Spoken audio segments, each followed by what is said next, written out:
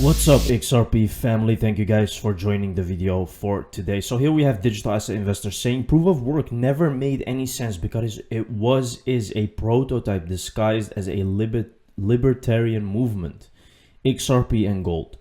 Now, if you think about this, proof of work never really was something that was going to be the future, because we are living in a very digital world right now, right? So how did they even think that proof of work was going to be the next thing, right? It doesn't make any sense. If you look at when BTC was created, proof of work, it was actually not very far after that XRP was created. A very pre-mined system and technology which has all the benefits of creating, all the potential of creating a successful payments infrastructure system, right? So then you think, what is really going on here? So let's take a look, guys. This is Catherine Austin, thoughts on cryptocurrencies. Let's take a look what she's saying. I do think that cryptos were encouraged and pumped and dumped and continue to be pumped and dumped to do the prototyping that's needed for the central bankers to figure out how to do CBDCs. But they also play a lot of other roles, helping to move money around secretly, helping to launder money, helping to get a lot of the people who are freedom fighters working for you and building your train tracks instead of building towards freedom. So even though I think a lot of people who are using Bitcoin to try and build freedom are very sincere, I think part of the op is getting them to help the central bankers prototype where they want to go. And I think it's been very successful. I think crypto has done a great job of sort of leading a whole world of people into a process that helps the big guys get to where they want to go. So as a policy matter, I do see crypto as an op to build towards the CBDC. And I think from Mr. Global standpoint, it's been remarkably successful. Very interesting, guys. Now, not many people think this way because they think that crypto is dangerous, that it's not the future, that it will not work. And normal people don't really understand cryptocurrency still to this day, guys, because they do not do like real research for it, right? They just follow the media, and the media will never have like a very positive narrative unless we are at very high prices, right? Where the big guys can get their exit liquidity. So again, guys, what does it tell you? This tells you that the big people, the big guys, everything is going according to plan. Because once XRP is going to start being used, all cryptocurrencies will diminish. 99%, guys, will absolutely be not here anymore. Okay, they will be destroyed because of regulation. Here we can see Swift GPI plus XRP plus R3 Corda, all working together, guys, to actually make a new system.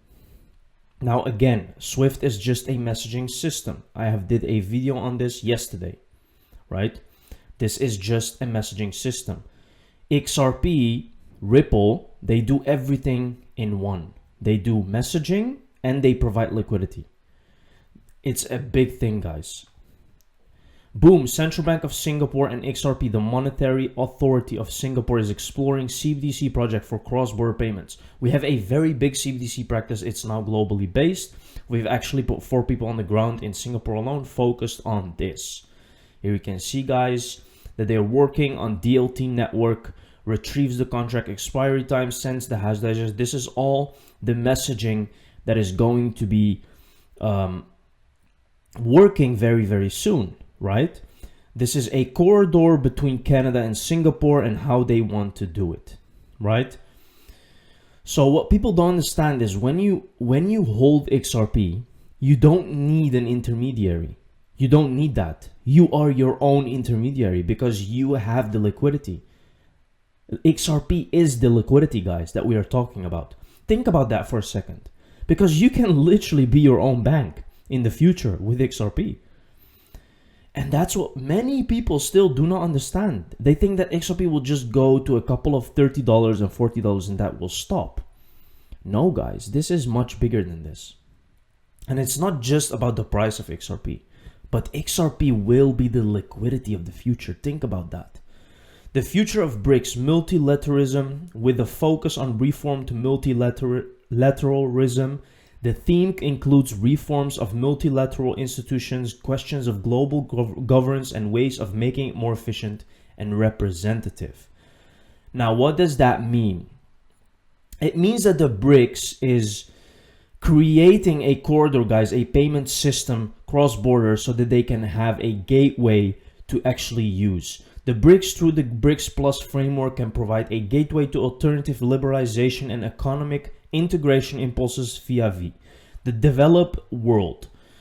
This would allow a critical level of optionality towards the development of the global economy, whether in terms of national economic models or in terms of currencies or payment systems employed to service cross-border transactions. This will also allow the world economy to make full use of one of the most promising reserves to boost global economy growth, namely South-South economic integration, right? This is all related to that, guys. The BRICS, every one of them is using Ripple and is a Ripple partner almost. The BRICS cooperation mechanism is a form of complementary multilateralism. It cannot replace the original system established by developed countries, nor does it exclude the existing international mechanisms. What does that mean, guys? Think about this for a second. Okay? Because these are very expensive words and they are all very complex, but it's very simple what they're saying here, right? If you break it down, what they are saying is that they have created a system which does not replace the old system, but actually works with the old system and is interoperable. What is that? It's Ripple, guys. It's the Ripple technology, which can be completely used with the old system, with the old banking system. That is what they're telling you here, right? This clip never gets old. Let's take a look, guys. This is regarding to that Swift GPI cryptocurrency and Corda thing that I was talking about. Let's take a look. Right. At all as a company? I know that there was some extracurricular activity that was working its way through the courts, but and it's since been resolved. But I'm curious if there's ongoing discussions, since one of their primary focus is on the interbank settlement component that you're also touching. So frankly, Ripple's probably the only topic I can't talk about. So I just don't talk about it.